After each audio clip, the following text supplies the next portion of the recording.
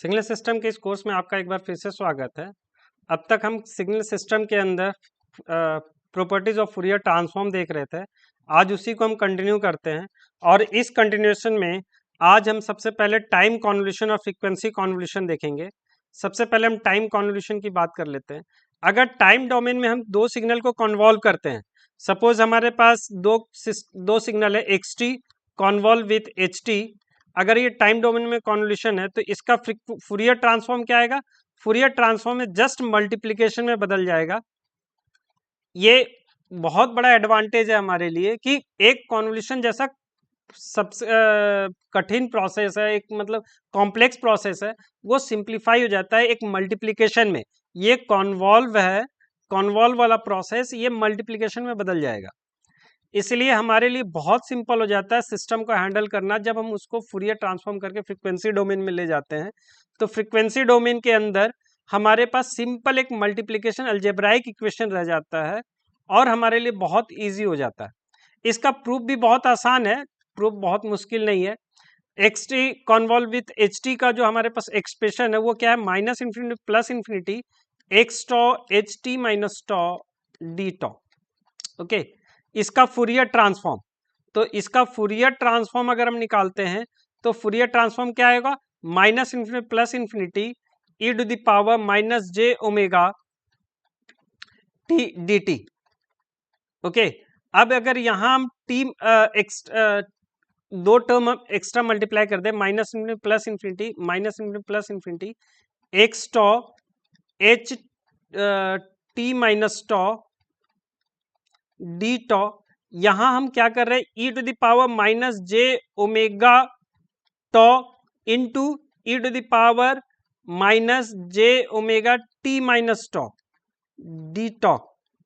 बिल्कुल इजीली लिख सकते हैं क्योंकि इनको सॉल्व करेंगे तो केवल हमारे पास क्या बचेगा? E to the power minus j omega t, क्योंकि e to the power minus j omega tau और e to the power plus j omega tau दोनों ऐड होकर के सिर्फ हमारे पास वन बच जाएगा।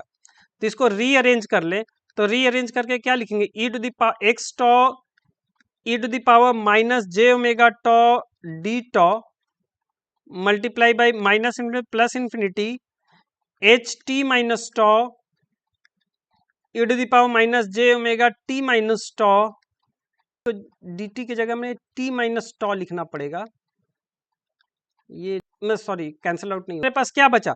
एक्स ओमेगा और ये हमारे पास h omega.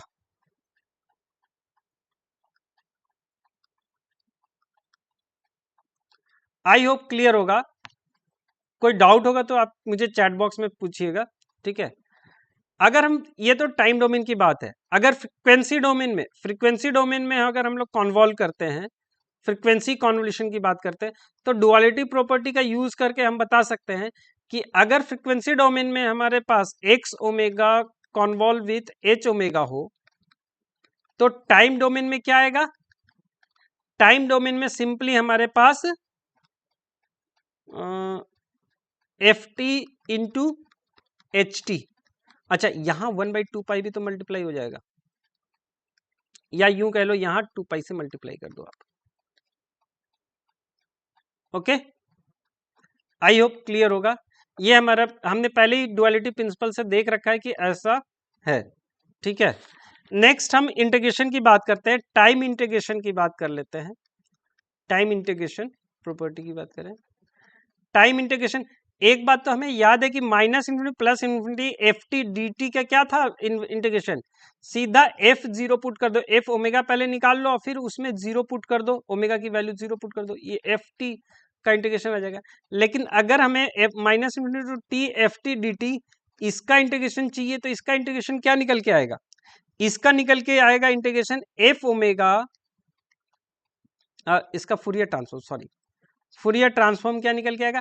F omega divide by J omega plus pi F zero into del omega.